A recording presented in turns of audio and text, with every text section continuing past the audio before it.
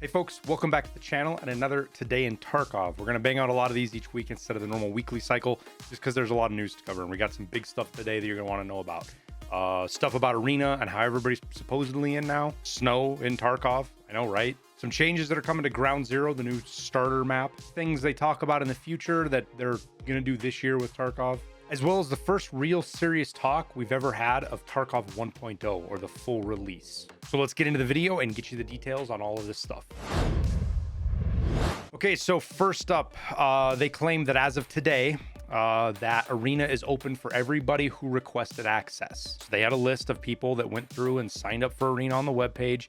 And if you did that, you're supposedly in Arena now. So if you have EOD or you pre-ordered Arena and you're not in, you need to go looking around and figure out why you're not in. Either check out the Discords, maybe email BSG, though I don't think that works very well. But last thing I can tell you to do is go complain to streamers, because we can't really fix any of it for individuals. So if you're supposed to be in Arena and you're not, you're gonna have to deal with BSG, but supposedly everybody's in now. And that kind of makes sense, because as soon as BSG said that, kind of announced it, if you will, the Arena servers pretty much exploded because everybody hit it all at the same time, it looks like. Now with this, they said that if you log into Arena between now, basically this morning, and January 5th, you're going to get 1.5 million rubles transferred into Arena. With some of the new money balancing they've done in the last couple of patches, that should help folks who have run out of money, or keep folks from running out of money for at least a little while. Now they are going to be linking Tarkov to regular Tarkov to Arena. That we've known that for a while. We just have a time frame. A lot of us thought it was going to be with patch 14, but obviously that didn't happen. They said it's going to be Q1 of 2024, so sometime between now and probably March. So that's what it's going to be looking for. And with that, we're probably going to get a wipe, and maybe more than that. That might be the only wipe. There might be a wipe before that. There might be a wipe after that. It all has to do with need. And if they're going to redo the matchmaking system, or they're going to redo ranking, or they're going to redo something like that, it's going to require a wipe. So it's not going to necessarily be on the wipe schedule of regular Tarkov, but it is still going to need wipes at some point. They said they held off for now specifically because all of the people that were working hard to grind up their rank, they didn't want to reset them. So that's why they haven't done it yet. They also had a quick word, Nikita had a quick word about the current balancing. The current kits, they spent a lot of time getting them where they're at, but they were just a starting point so that they had something to build off of as all the players came in, and gamers do what gamers do and just break shit. So that's the process we're in now. People are finding the OP kits, the shitty kits, and everything in between, and BSG is going to continue to tweak from there. And now that everybody, quote unquote, is in Arena, that could happen even faster. Now, in addition to this, we got snow in Tarkov. Now, anybody who kind of pays attention to this stuff wasn't expecting snow ever. It was going to be a DLC, if that. And all of a sudden, in the middle of a raid, a blizzard hit, and the snow started, and it kept going. Now, every map, with the exception of labs and factory, has snow to them, and it's done really well. It's not like something really cheesy or simple they did. They didn't just paint everything white. The foliage is all thinner, which makes it super easy to see people at further distances, especially on maps like Woods and Shoreline that had a lot of trees in them. Those are thinned out now. The trees are not as thick and dense. Plus bushes don't hide people very well. And then just the contrast between the white and pretty much everything makes players stand out from miles away. They're easy to see. With that, the wind sounds different, which is good. There's crunchy footsteps in the snow. I suggest trying a couple of different headsets. I've only tried 2 or 3 yet. I might do a guide video on it, but find a headset that works with you when in the snow, because it is kind of loud.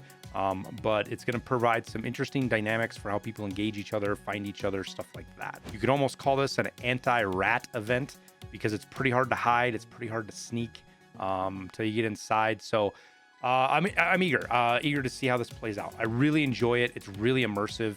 It was a real visceral feeling for me in my first raid.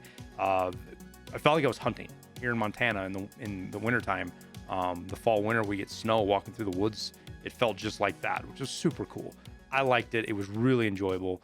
But that's going to be for each player to decide on their own. Now for Ground Zero. Ground Zero is the new starter map, if you will, though it's not really a starter map or a tutorial map in the aspect of like player skill, because when wipe starts, you're thrown in with veterans, guys that have 5, 6, 7, 10,000 hours, and people that have 200 hours. They're all together, and it's even a more condensed place than a lot of maps.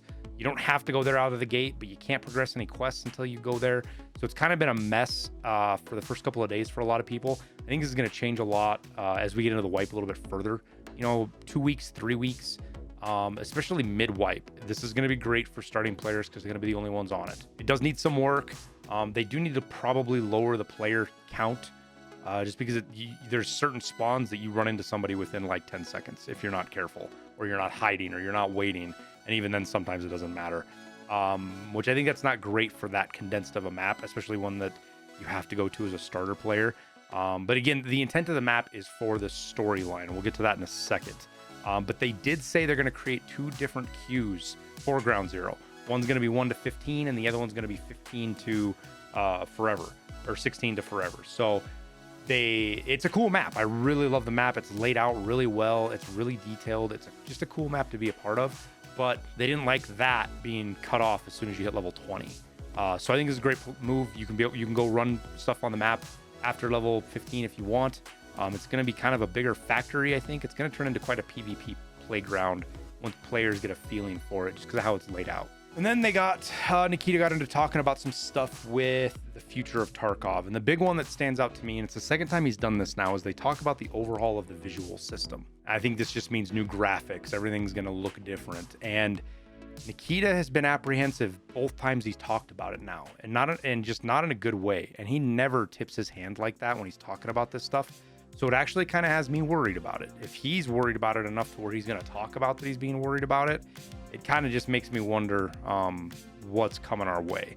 One of the big things it seems to be it's tied to is Unity. So this Unity 2023 update, whenever that's going to happen, sometime in the next year, that is going to be with the new graphics, the new visuals, as they say. So fingers crossed it works out. But when Nikita's openly nervous about something, that doesn't make me feel confident, unfortunately. So just have to wait and see, I guess. Now, the last little bit here is the 1.0 talk, or Tarkov Release. It's kind of been a meme for a long time in the community, especially now that we're 8 years, something like that, 7-8 years. Who's counting? Since they started this. It's been a long development cycle. It is a complex game, but still. This is the first time I can remember them really seriously talking about specifics like this, like they're on the horizon, like almost like they have a date on a calendar circled, or a target goal for the team on a month or a year. Like it's there, they can see it now. It's not just off in the distant future behind tons of features. Nikita talked about the team changing steps to close out the game loop of the game. And what this means is adding the storyline quests. And one of the interesting things, I'll pull this up here on the game, and they changed it here. When you go to select the map you're going to load into, this map here, it used to be a Contract Wars map, I think. I can't remember exactly what it was, but it hasn't changed forever. This is the first time it's changed. This map, if you zoom in on it, it is actually very detailed and accurate to what Tarkov is, what we're playing on. The maps are orientated correctly, the gaps are there, what it looks like. So it's very, very, very interesting to me that they did this specifically. And the real big thing that I see is this dotted line that connects each of the maps that we didn't have this before. And it ends at Terminal, but it starts at Ground Zero.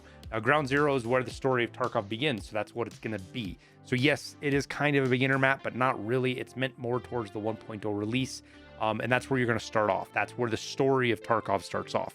And then the story of Tarkov, for anybody who's watched the Raid series, the little mini movie they did, ends at Terminal. Now with this, as the beta, we're not going to see the storyline quest. It's going to be a surprise. That's kind of scary. It's kind of worrisome, but I guess we just have to have some faith in the team that they can get the storyline quests and that system and that function together without it being beta tested by the wider population. They're definitely going to test it. It's going to be like Arena, where they have play testers.